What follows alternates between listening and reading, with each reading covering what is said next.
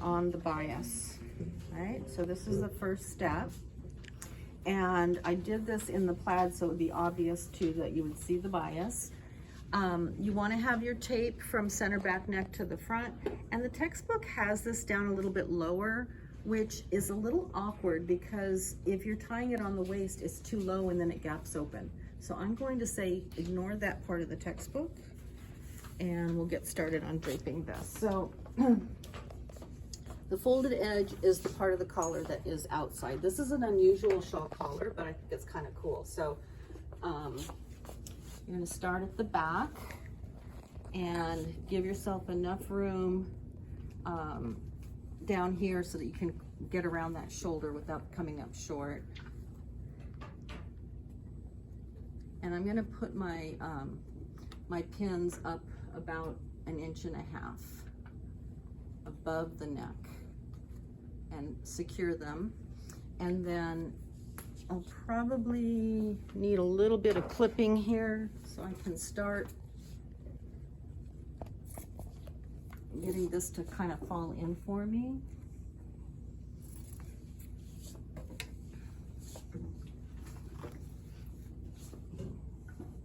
And then this will fall down and around. So when it does that, you get this kind of gather. Now last week my muslin was too stiff and it didn't want to drape like that. So I'm gonna take and allow that collar to get softer. And of course, if you're working with like a silk charmeuse, like that other design, it would be very, very soft and fluid. This is sort of an in-between weight. Okay, and then temporarily I'm just gonna pin it there and adjust what's going on here, because it does want to pull away.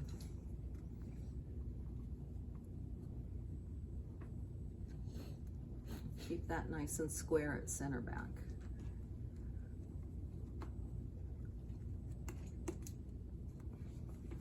Okay.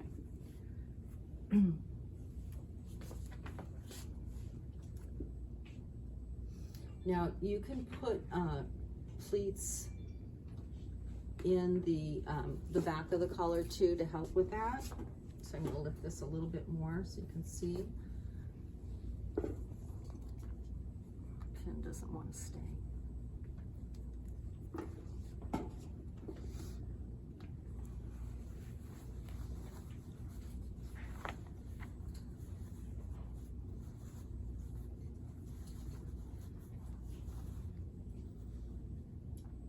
So if I want to, you know, just to get more of a drape into the collar, make it a little wider, I can do it right here with some tucks.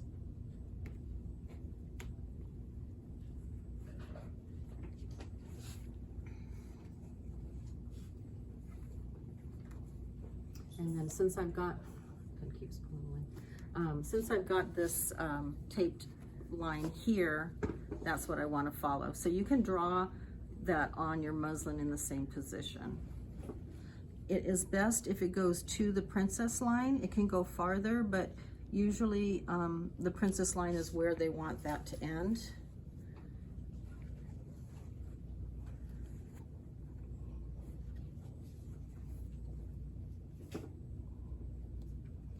And now I can cut away a little bit more.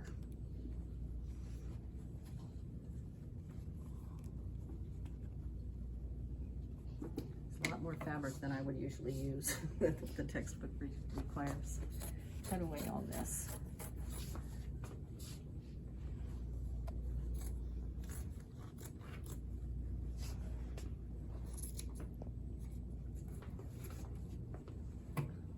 Okay, so get it out of the way. You're gonna trim that right along your design line on the underneath part, because the underneath part is what is gonna sew to the edge. You can sew it this side, or you can sew it like a regular collar and do a facing, either one. If you don't want a facing, then you can do an overlocked edge because the collar will hide the seam. Okay, that would be a less expensive way to go.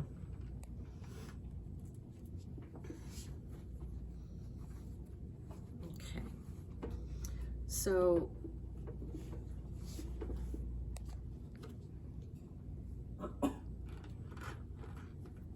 Still need a little bit more in the back.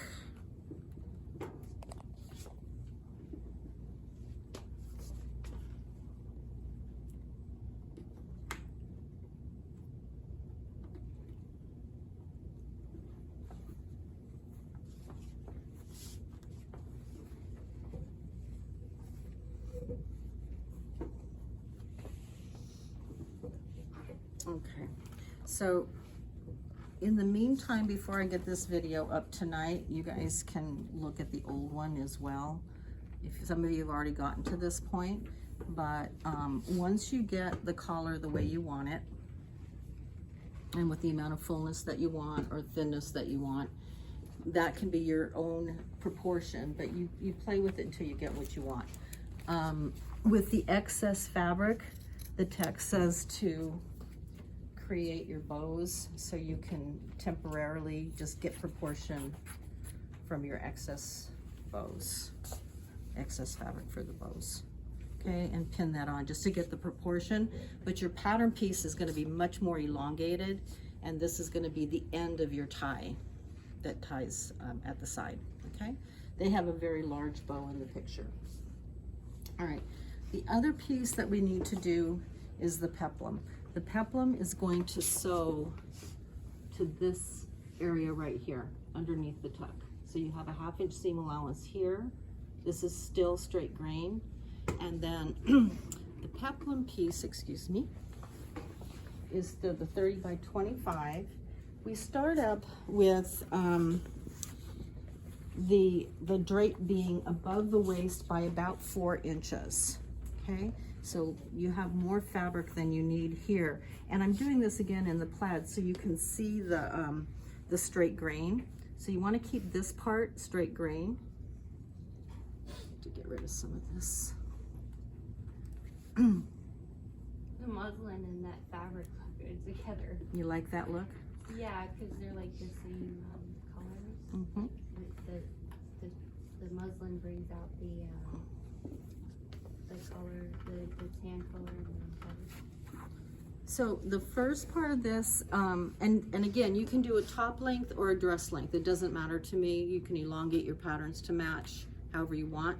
If you're doing the top length, this is plenty more fabric than you actually need. So I'll take some of these pins for my collar here. So as you're draping this, you're gonna slash toward the waist, and it starts falling into a bias.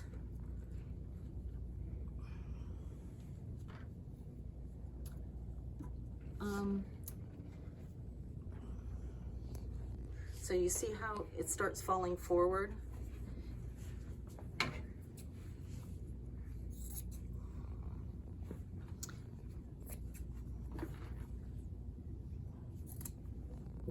And this piece, you end up shaping according to the textbook. You end up shaping it. But you want to kind of like let it gently fall forward. I might need to go a little bit higher.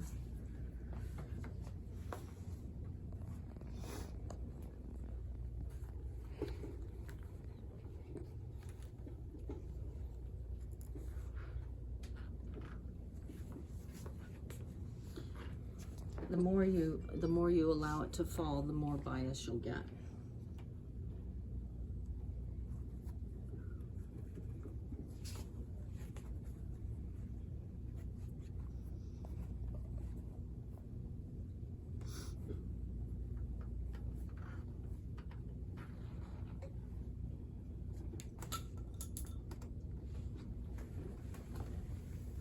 And then once I get to center back, I'm gonna get rid of the excess because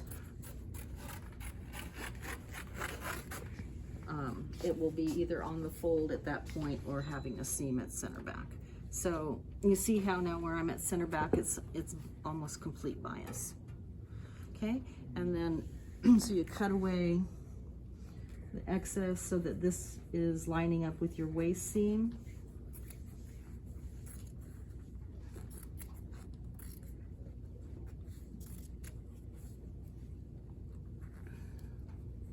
And yours is going to take a lot longer than I just did this because you're going to want to get everything just perfect, but I don't want to take all that time. I'll perfect it in a little while after you guys are starting to work.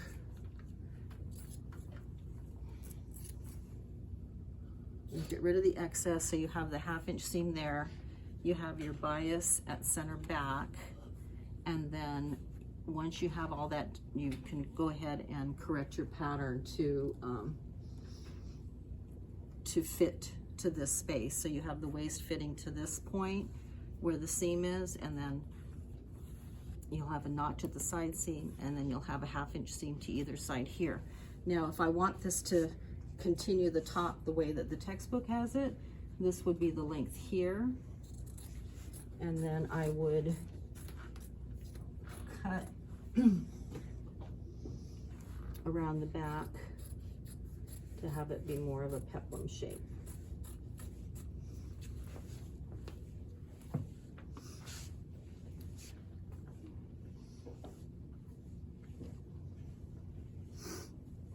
Okay, and you can, you can fold it this way if that helps you to see it better. And just to make sure that you get the waist marked to match your back waist, center back, and so there's going to be seam around. gathers for the peplum? No, there's no gathers. It's gonna be flat, but you need to make sure that you can bring this forward more if you need. You don't want gathers. You want this flat. Okay, but you want to go straight here and bias here. All right. So where is it stopping in the front? It's stopping at this seam here. So the tuck, it sews. This is the textbook sample. The tuck sews together here at a 1/2 inch, and then the tuck covers the seam. Oh. Okay, and then the same thing is here on this side. You leave that a whole opening. Your tie on top is going to tie and stay stationary. The tie from this side is going to come into the inside and around and tie. Okay, so I'm going to get this cleaned up real nice so you guys can see it up close again. I know if I do it right now, it'll take me probably 25 more minutes. I want you to have the time to work, but I will call you back to do the sleeve a little bit later. Okay, so get as far with this as you can.